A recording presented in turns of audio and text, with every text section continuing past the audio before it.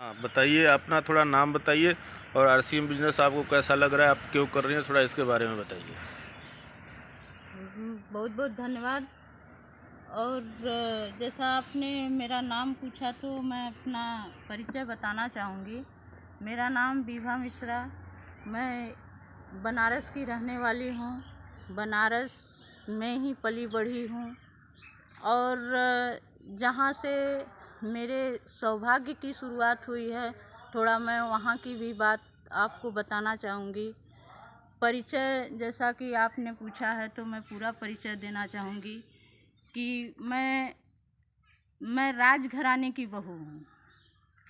जैसा कि लोग सोचते हैं कि अरे ऐसे ही लोग आरसीएम करते हैं जिसके पास कोई काम धंधा नहीं होता है। तो मैं अपने परिचय के कड़ी में बताना चाहूँगी लोगों को कि मेरा मानना है कि मैं राजघराने की बहू हूँ और मेरे घर में कोई इस तरह की कमी नहीं है। मेरा घर जहाँ है, मेरा ससुराल, तो पूरा हमको स्वर्ग की अनुभूति होती है। वहाँ पे बहुत अच्छा लगता है। मेरा परिवार, मेरा घर, एक एक लोग हमको बहुत अच्छे लगते हैं। सबके में एक भगवान की छवि मानिए तो हमको दिखती है। मेरा मानना है, मैं और किसी की बात नहीं करती, ऐसा मेरी फीलिंग है, मैं मानती हूँ। लेकिन आरसीएम बिजनेस की बात रह गई तो आरसीएम बिजनेस हम क्यों करते हैं और क्यों किसी को करना चाहिए, तो इसके लिए मैं ये बताना चाहूँगी कि आरसीएम बिजनेस सबके लिए ज़रूरी है। इसमें अलग से कुछ नहीं करना है। ये देखिए, कोई राजा हो या कोई रंक हो, उसको खाना पीना नहाना धोना सब कुछ उसकी मजबूरी है, उसको तो करना ही है, वो आरसीएम करे या ना करे। लेकिन लोग यहाँ पे सोचते हैं कि आरसीएम को अलग से करना है। हम कह रहे हैं कि हमारे घर में अगर हम कितनों भी बड़े हैं तो खाना तो मेरी मजबूरी है, हम खाएंगे। और कोई सोचता है कि मेरे पास कुछ नहीं है और मैं किसी लायक नहीं हूँ, तो भी तो उसको खाना मजबूरी है, वो कहीं ना कहीं से सामान तो लाता ही है। सामान को यूज करता है घर में। लेकिन सोचने वाली बात है कि हम कौन सा सामान यूज कर रहे हैं, तो हम इसको क्यों यूज कर रहे हैं, इसको यूज करने से फ़ायदा क्या है। मार्केट में हम सामान लेते हैं, इतना ही मार्केट से मेरा नाता रिश्ता होता है कि हम दुकान पे जाते हैं, सम पैसा देते हैं, वो हमको सामान देता है, मैं लाके अपने घर में यूज करता हूँ। तो आरसीएम में भी तो यही बताया जाता है कि आप सामान को घर में अपने यूज करिए और लोगों को भी बताइए। लेकिन यहाँ पे जब हम आरसीएम का नाम लेते हैं तो लोगों का दिमाग ठनक जाता है कि हम आरसीएम का क्यों करें। तो थोड़ा मैं अपनी, जैसा कि सर आप मेरे से पूछे कि आपकी फीलिंग क्या है, तो मैं इसके बारे में आपको बताना चाहूँगी कि आरसीएम का सामान हम क्यों लें। इसलिए कि आरसीएम का सामान सिर्फ यूज करना नहीं है। लोग इसको हल्के में लेते हैं कि हम आरसीएम का सामान यूज करते हैं और इसे हम क्यों यूज करें। तो समझने वाली बात है कि आरसीएम का एक प्रोडक्ट की बात मैं बता दूं कि अगर सिर्फ एक प्रोडक्ट पे अगर हम काम कर दें और हम एक लोगों को तैयार करना शुरू कर दें, जैसा कि मैं एक लेडीज हूँ और घर के प्रोडक्ट का मैं जैसे ज़्यादा बात करके आपको समझाऊंगी कि आज हम कितनों भी बड़े घर से हैं या औरतों की फीलिंग हो चाहे जिसकी भी फीलिंग हो कि हमें कोई ज़रूरत नहीं है, लेकिन आज ज़्यादातर औरतें इतनी टैलेंट उनके पास होती है।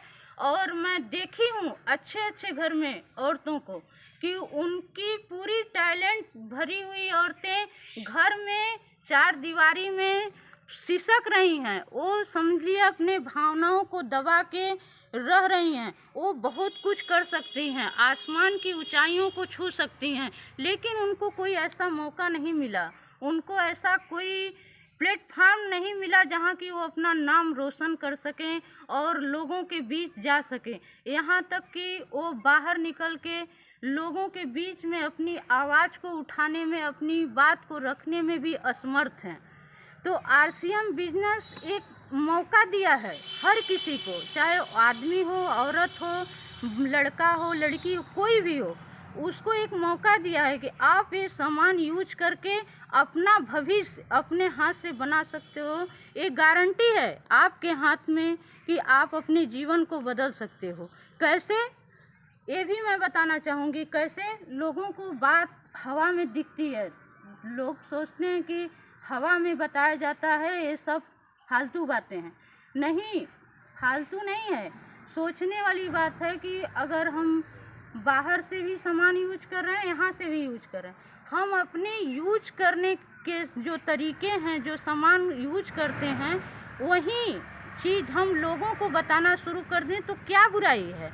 हम लोग तो शराब पीने के लिए लोगों को तैयार करते हैं, लोग जुआ खेलने के लिए लोगों को तैयार करते हैं, लोग गलत कार्य करने के लिए लोगों को तैयार करते हैं। बहुत सारे ऐसे लोग हैं, हम कहते हैं कि संगत में होता है कि लोग एक काम नहीं करते थे, लेकिन ऐसा साथ मिला जो कि हम करना शुरू कर दिए। लेकिन हम यहाँ पे लोगों को अच्छी बात के लिए नहीं तैयार कर सकते, हम उनको तकदीर बदलने के लिए नहीं तैयार कर सकते, उनको साबुन लगा के अपने भविष्य का निर्माण करना नहीं बता सकते। इसमें कौन सी बुराई है। लोग इसको समझते हैं कि हम नहीं बता पाएंगे, हम नहीं कर पाएंगे। बताइए कि इसमें बताना क्या है, क्यों नहीं बता पाएंगे। अगर आदमी बाहर का नमक खा रहा है, हम आरसीएम का नमक खाने के लिए कह देंगे तो क्या बुराई है इसमें। हम कह रहे हैं कि वो नहीं मानेगा तो मत माने, वो इसका कोई ज़बरदस्ती नहीं है कि हम उसको मनवा ही लेंगे, लेकिन हम नहीं बता पाएंगे, ये तो मेरी गलती है। हम बताएंगे, वो मानेंगे न मानेंगे, बताना ही नहीं चाह रहे हैं और उसकी मर्जी है, लेकिन हम बताना ही नहीं चाह रहे हैं, ये तो मेरी गलती है। तो इस पे हमको काम करने की ज़रूरत है और इस पे हमको लगातार कार्य करने की ज़रूरत है। हम ये मानते हैं कि अगर हमारे माध्यम से हम घर का सामान जो यूज करते हैं, ऐसे ही सामान को यूज करने वाले लाख 2 लाख करोड़ लोगों को जब मैं तैयार कर लूँगी इस दुनिया में, तो उस दिन समझ लीजिए कि हम कहाँ रहेंगे, इसकी कल्पना भी कोई नहीं किया होगा। आज लोग सोचते हैं कि सिर्फ नमक, हल्दी, तेल, मिर्चा, मसाला यूज करना है।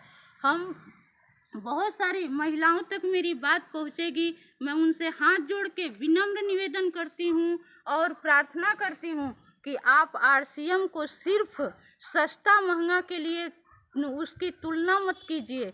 इस आरसीएम को जो प्रोडक्ट है उसको आप सोचिए कि इसमें क्या खासियत है।